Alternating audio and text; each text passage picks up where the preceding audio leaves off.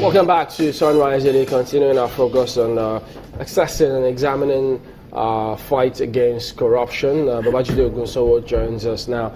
Thank you for coming on this morning. Last time we checked, data and information analyst. What's going on here?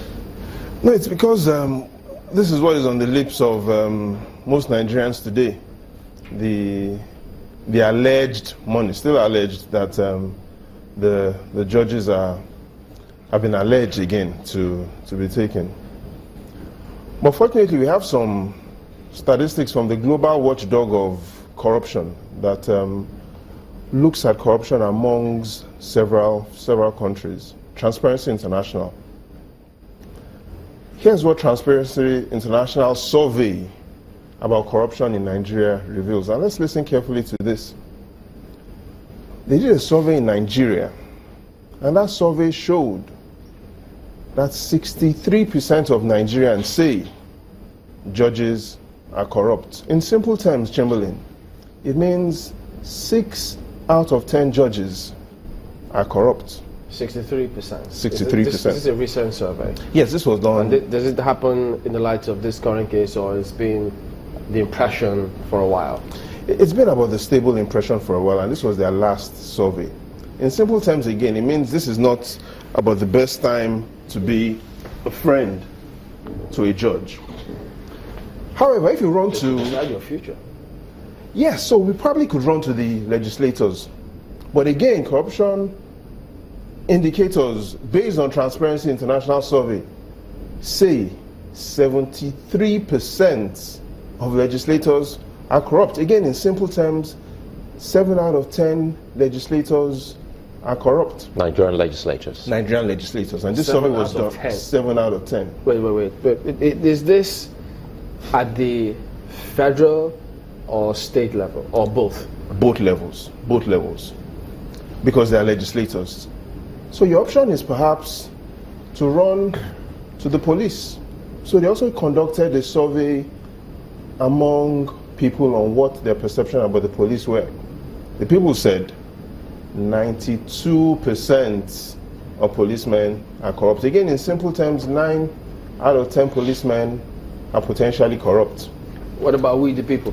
So you probably could join a political party to change all of this. And so they did a survey again among political parties and what people's perception were.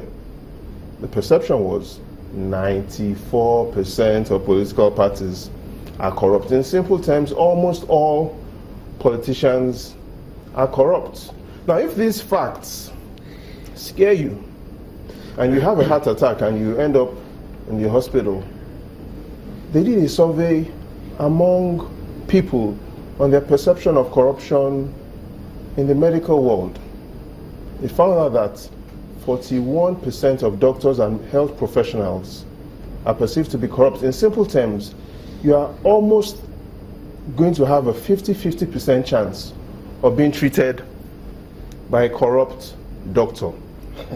Wait. But hold on. You know, the good thing here is that I saw that, and for the police, they kicked, the report away, and they've been fighting their own report. But it's amazing that there are other reports on these other sectors, and they haven't spoken out, like the legislators, the medical professionals. I will have the Medical and Dental Council there to sanction erring. Tell us more. What else did you find? If you do not make it out of the hospital and you sadly pass on, and your parents or your family choose before burial to rush you to an Islamic scholar, or they rush you to a Bible-believing church for some hope, their survey showed that people believed almost 1/3 of religious institutions are corrupt. So here's what it all means. There's corruption of dangerous proportion all around us. So it makes me ask, when did all of this corruption started? When did all of this start? January 28, 1966. Now that's almost 5 decades ago, when Aguiyi Ironsi gave his maiden speech. Now, it was like this, January 28, 1960. It was also a Friday. What were his reasons for taking over power? One word: corruption. In 1975, when Murtala Mohammed took over from Yakubu Gowon, again, what was his excuse? One word: corruption. He then had found all of the 12 administrators under Yakubu Gowon, excluding 2, to be prosecuted for corruption. December 31st, 1983, when President Buhari came into power, what was the word? Corruption. In 2016, we're still talking about that one word: corruption. So I sat down quietly and asked myself, is even the Constitution corrupt? Now, my favorite part of the Constitution is section 39. That's the only section you will find the mention of the word ideas. Only one section in all of our Constitution, in all the pages where you find the word ideas. Do people believe this also corrupt the Constitution? Well, let's look at what the Constitution says about corruption. You skip, you read it. After only finding one mention of ideas, you stop at section 88. You see it in bold: corruption. You move, you stop at section 128. You find it in bold: corruption. Move again up to section 161, corruption. Section 205, corruption. So there's corruption all engraved even in the Constitution. So where exactly is the problem? Our performance of corruption, based on Transparency International's survey year-on-year from 1999, reveals something dangerous. In 1999, there was only one country that we were more corrupt than, and that was Cameroon. Now, between 1999 and 2007, our best corruption score was in 2005.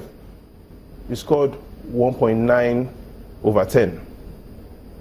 Let's look at what had happened between 2008 to 2011 under Umaru Yar'Adua.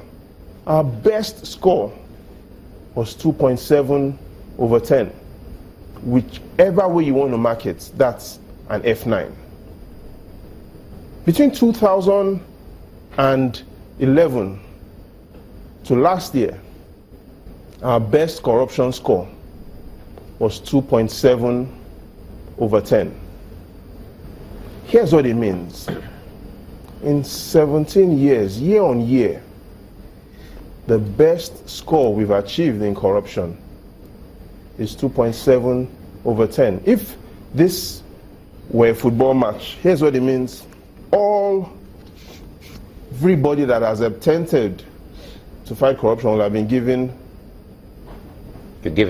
President Obasanjo a red card, Yar'Adua a red card, President Jonathan a red card. This is all based on the report of Transparency International. We'll be back in a moment on that note. That's a hard Join referee. us again.